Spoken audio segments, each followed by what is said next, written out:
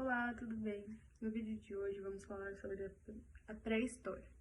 Bom, eu vou começar com os conceitos básicos e no decorrer do vídeo as meninas vão aparecendo e vão falar a parte delas também.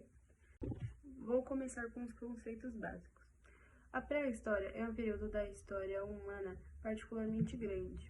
A sua nomenclatura e larga duração se remetem ao século XIX, quando os primeiros vestígios de vida humana pré-histórica começaram a ser encontrados. Isso porque no século XIX, a noção que a história só poderia ser feita por documentos escritos, e assim, todos os acontecimentos anteriores ao surgimento da escrita foram nomeados como pré-história. Então, agora eu vou falar sobre a evolução das civilizações e do trabalho. A divisão do trabalho da pré-história foi acontecendo conforme o estilo de vida dos agrupamentos humanos, e assim foi ficando mais sofisticado. Sendo assim, os homens ficaram responsáveis pela caça de animais, enquanto as mulheres ficaram responsáveis pela coleta de alimentos para alimentar-se e alimentar também seus filhos. À medida que a agricultura foi desenvolvida, essa atividade também passou a ser responsabilidade, de modo geral, das mulheres. Vou falar sobre a pré-história do Brasil. A pré-história, ou período cabralino, foi um momento para o Brasil antes da chegada do navegante Pedro Álvares Cabral em 1500. Os primeiros habitantes do Brasil eram caçadores e coletores, que viviam da caça, pesca e coleta de frutos e vegetais. Esses grupos se espalharam por todo o território brasileiro, adaptando-se a diferentes condições climáticas e geográficas. Entre as principais culturas pré-colombianas no Brasil se destacam-se os sambaquis, que eram os que se dedicavam à produção, à pesca e à coleta de moluscos. Tinham também os povos ceramitas, que eles se desenvolveram e conseguiram fazer uma rica produção de objetos em cerâmica. Tinham também os povos do litoral sul, que eles se dedicavam à pesca e à caça de animais terrestres. E por último tinha os povos do sertão nordestino, onde eles praticavam agricultura e cuidavam de animais. Dentro da divisão do período da pré-história, Idade dos Metais corresponde à última fase. Trata-se de um período de transição e tem esse nome por conta da fabricação dos metais, né? Da utilização dos metais, que seriam lanças, facas, e isso causa um aperfeiçoamento no trabalho. Importante ressaltar que os primeiros armamentos, né, que possuíam metais, foram os primeiros utilizados nas guerras. A Idade dos Metais começou por volta de 6000 a.C., logo após o período Neolítico. E ela foi marcada pela formação dos primeiros aglomerados urbanos, que seria as aldeias agrícolas se tornaram cidades e por mérito de êxito nas colheitas e do aumento populacional. No período dos metais, tivemos 3 períodos, que seriam a idade três idades, né? Idade do cobre, idade do ferro e idade do bronze. Na idade do cobre, o cobre, ele era, além da utilização dele para formação de armas, utilizavam também na fabricação de vasilhas e potes para armazenar a produção agrícola excedente. Na idade do bronze, o bronze ele é um material mais rígido e resistente, que permitiu na confecção de instrumentos que resistem ao tempo, que garantissem a segurança aos grupos de guerra com seus inimigos. Então, eles utilizavam para fazer armas e, por ser um material mais resistente, trazia segurança para eles, né, na hora de utilizar o armamento e tudo mais. E na Idade do Ferro, ele era utilizado para armamentos para guerra. O período Neolítico foi caracterizado por inúmeras transformações ocorridas entre os hominídeos, como a sedentarização e a produção agrícola. A produção agrícola foi intensa. A economia se desenvolveu por meio da agricultura, do comércio e do artesanato. O sedentarismo que falam no período neolítico significa que teve a Revolução Neolítica, né?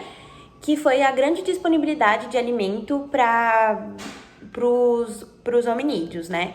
Então, eles deixaram de ser nômades, de ficar buscando alimento e tudo mais, e se estagnaram num local por conta dessa grande disponibilidade de alimento. E o que isso possibilitou? Possibilitou o desenvolvimento da agricultura. Por eles estarem ali sempre estagnados, né, fixos, eles começaram a fazer o desenvolvimento da agricultura. Dessa forma, surgiram as primeiras sociedades com a divisão social mais complexa. Ou seja, que os homens e as mulheres já tinham funções definidas, suas funções definidas. Uma das principais características do período neolítico foi a pedra polida. A pedra polida era utilizada na utilização de armas mais eficientes, que facilitou a pesca, a caça e o combate de grupos inimigos. No período paleolítico, os hominídeos e humanos viviam de maneira nômade. Eram apenas caçadores e coletores. Nessa época, registrou-se também a realização de pinturas rupestres. E o que foi o período paleolítico? No período paleolítico foram definidos 3 subdivisões: inferior, superior e médio. No Paleolítico Inferior, foi caracterizada a primeira divisão de trabalho, onde os homens eles eram responsáveis pela caça e a pesca, e as mulheres eram responsáveis pela colheita dos frutos e vegetais. No período Paleolítico Médio, foi a característica do surgimento das primeiras manifestações religiosas. No Paleolítico Superior, foi a fase que mais tiveram achados arqueológicos, ferramentas, machados, anzóis, dardos, entre outros dos grupos dos hominídeos.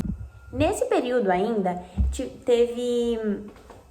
eles conseguiam fazer armadilhas para capturar animais de grande porte, como o mamute. As mudanças climáticas desse período motivaram as transformações de vidas dos hominídeos. O Mesolítico é uma fase intermediária, então está entre o Paleolítico e o Neolítico, que ocorreu em determinado tempo por conta do acontecimento na Europa a partir da Ásia, né? E aconteceu isso por volta dos 13.000 anos antes de Cristo e 9.000 anos antes de Cristo.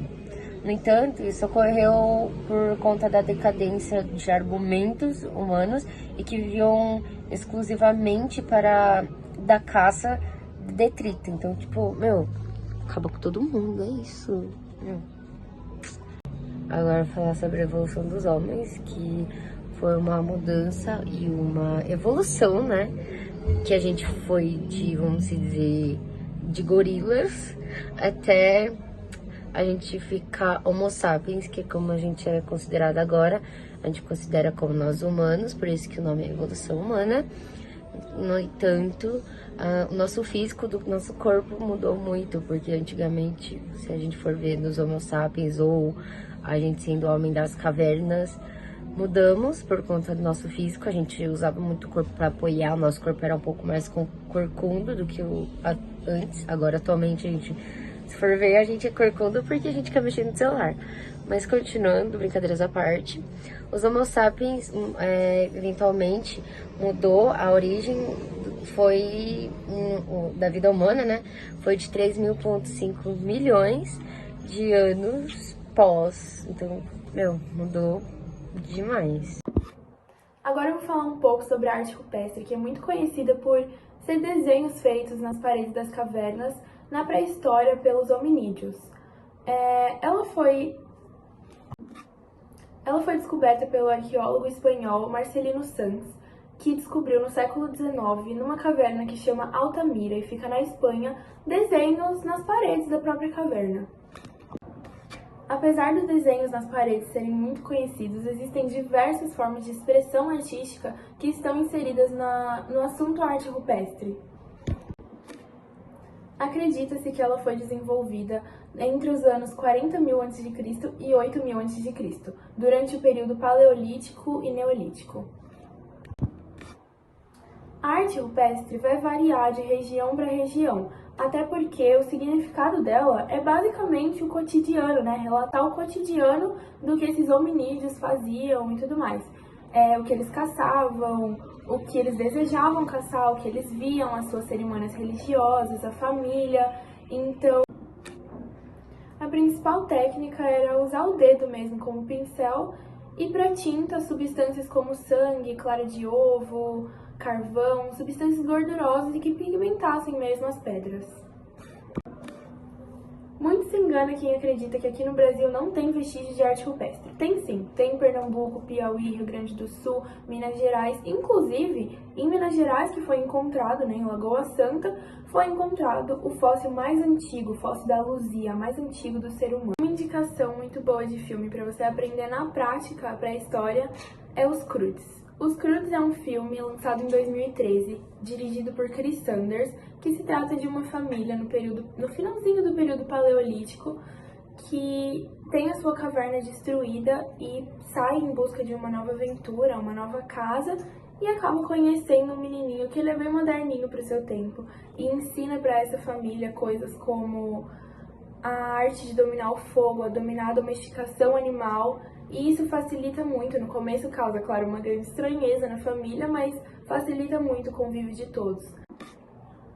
Apesar desse filme ser uma obra de ficção, traz muitos elementos da realidade e que os historiadores já provaram que aconteceram. Então, claro, nem tudo aquilo é verdade, o romance e tudo mais, mas tem sim uma pontinha de verdade, uma pontona de verdade.